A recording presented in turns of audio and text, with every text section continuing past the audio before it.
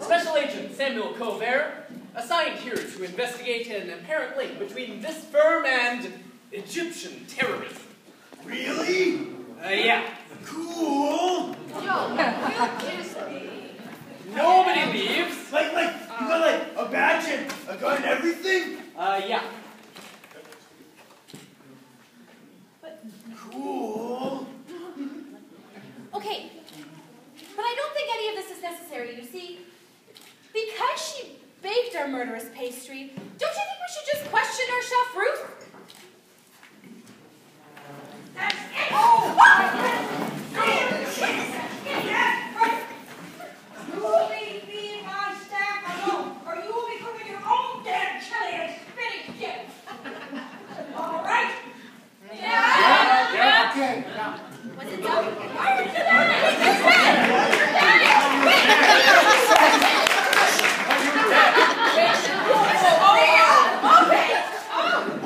Oh my God! Is she gone? She's gone.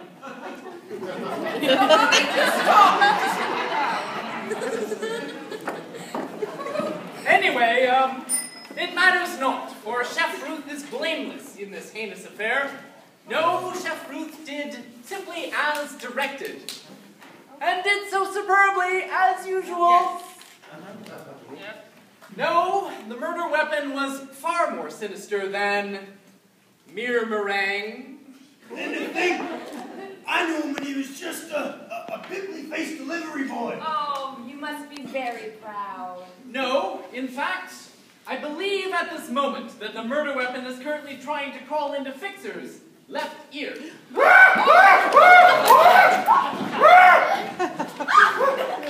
emerald-spotted necrotizing hermit spider! Ah, so I presume from the card on yon open cage. Yawn? Yeah, yawn. You pencil neck, you're I'm not surprised. Its usage is rather archaic. So we can't use the freaking word? Feel free. What does it mean? I don't know. Will someone please apprehend the spider? No, not like that! My goodness. We already have 2 bodies. And in case you hadn't noticed, only one of them is properly wrapped. Okay.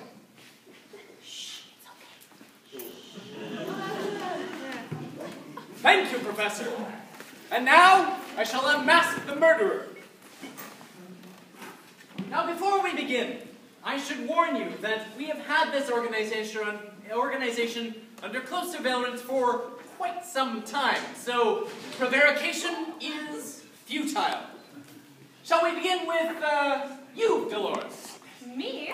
Yes, you, the naive young woman, seduced and betrayed by a charming and unscrupulous cad.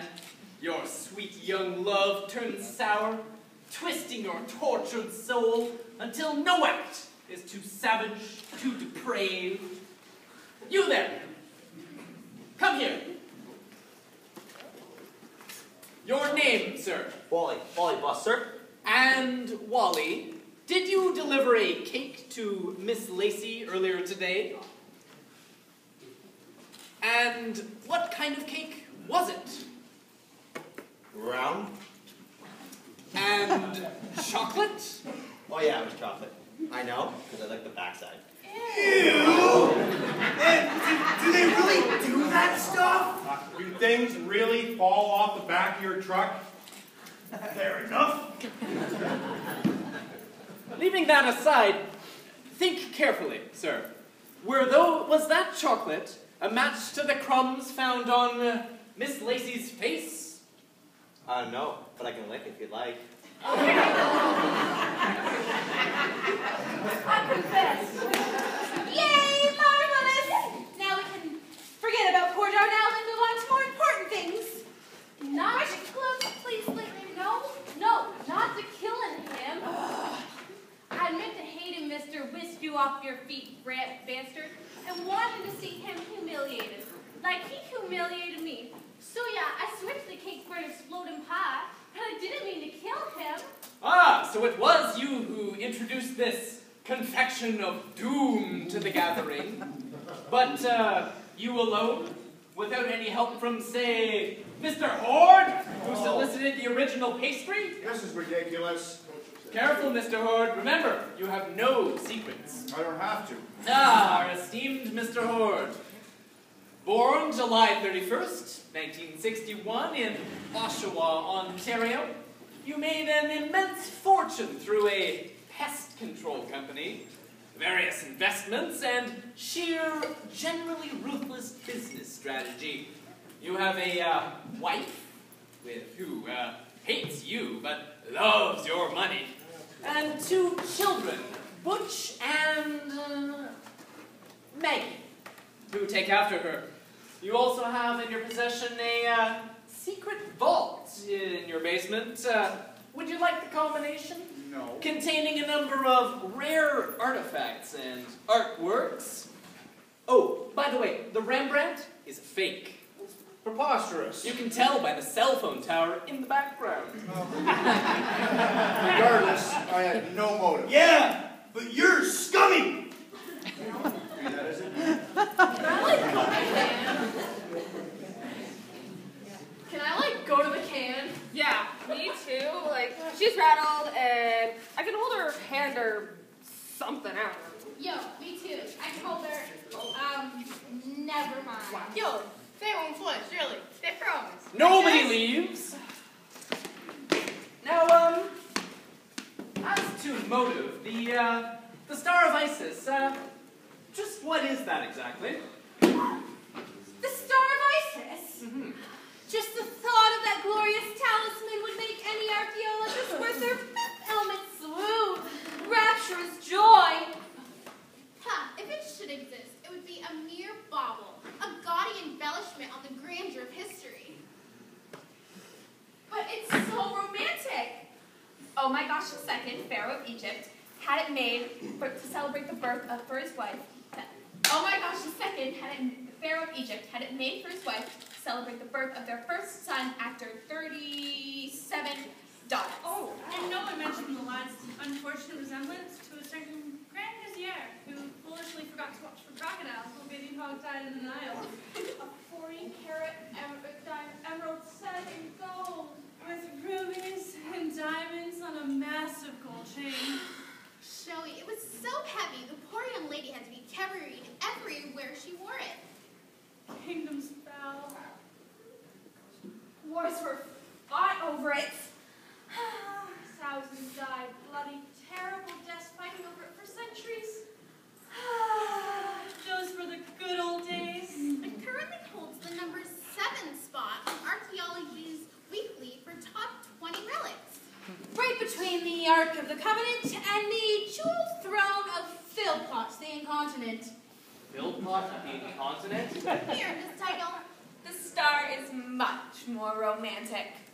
And, just where is the star right now? In the hands of some associates of Mr. Leach. Terrorists? Maybe? And you know nothing of these terrorists, Mr. Horde? Those are Donnell's friends. I had no contact with them. Ah, and thus your alibi is made. While I have no doubt that you would gladly do away with Darnell and claim the star for your own, without him, you have no way of attaining that which you desire. As to, contacting terrorists, Mr. Fixer. Yes. Keeping in mind that the relative punishments for murder versus aiding terrorism versus, well, fraud, and understanding that the only Omar al-Badrim that my organization has been able to find is a 74-year-old used car salesman from Cairo with gout. Does the Egyptian Restoration Party actually exist? No. And the star? What? No terrorists? I only joined this scheme because I thought it was full of a bunch of crooks. Ah, just the wrong kind of crooks, Mr. Horde. The Star of Isis. A fake. What? We made it in my kitchen. Ah, so it was all an elaborate fraud. And a so-called terrorist bomb found on a certain private plane. We were going to fake our deaths, but I didn't kill Darnell. We were partners. I was supposed to be on that plane. Sorry. Oh, geez, golly. So your defense is that you were both crooks? Yes. Officer! Agent, actually. Really? Yeah. Cool. Do not believe him. You see, anyone who would stoop so low as to fabricate an archaeological find of such magnitude would stop at nothing to fulfill their evil intent. Shame!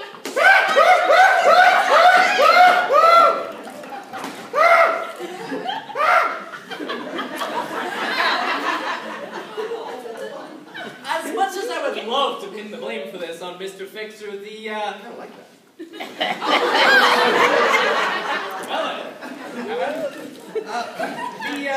The methodology of the crime would seem to preclude his involvement.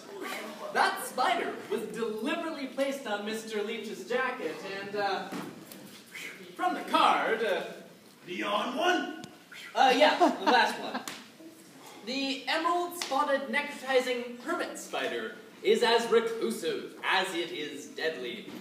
Hiding in small burrows and crevices, it is only aggressive if disturbed. And, well, from his reaction a moment ago... Yo, dude, you mean like when he squealed like a freaking girl with a caterpillar? And almost jumped up momentarily, even goose like by a homeless person with cold hands? Yeah! Precisely. Somehow I don't see him the type to go groping around in a dark cave for a deadly spider. You, Miss Relics, Yes. on the other hand, have both the requisite skills and the comfort level to do it. You did, after all, immediately recognize the animal in question. Pish! Is that all that's concerning you? You see, anyone who knew poor Darnell was very aware of the dangers associated with this menagerie. They were like his children. He spoke incessantly of them. Instead of a fake wife and kids, the red bastard, may he rest in peace. Should have had a picture of a bunch of snakes and bugs. At least I don't have to jiggle fetching me anymore.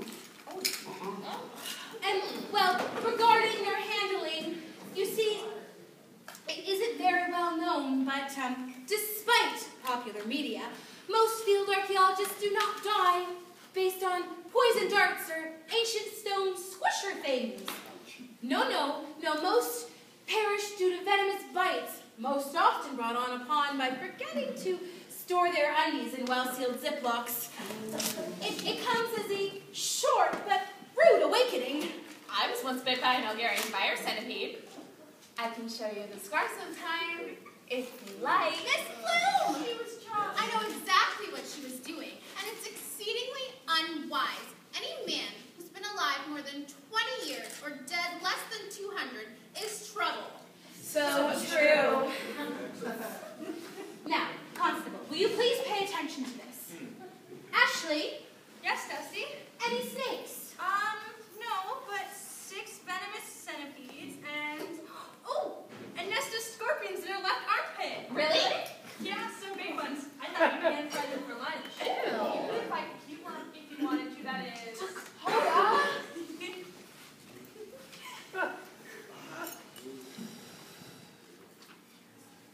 You see, sir, most people are only aware of the glamour of our vocation, blazing hot days, roasting, well, trekking across the desert so hot that you could roast an egg on your camel's bum. She said, Wait. It's on the list. Right in the bosom. oh, okay. But for all of the veritable host of creepy crawlies waiting to nest in some dark places, they have an uncanny knack of nesting in one's knickers. That doesn't sound good. So you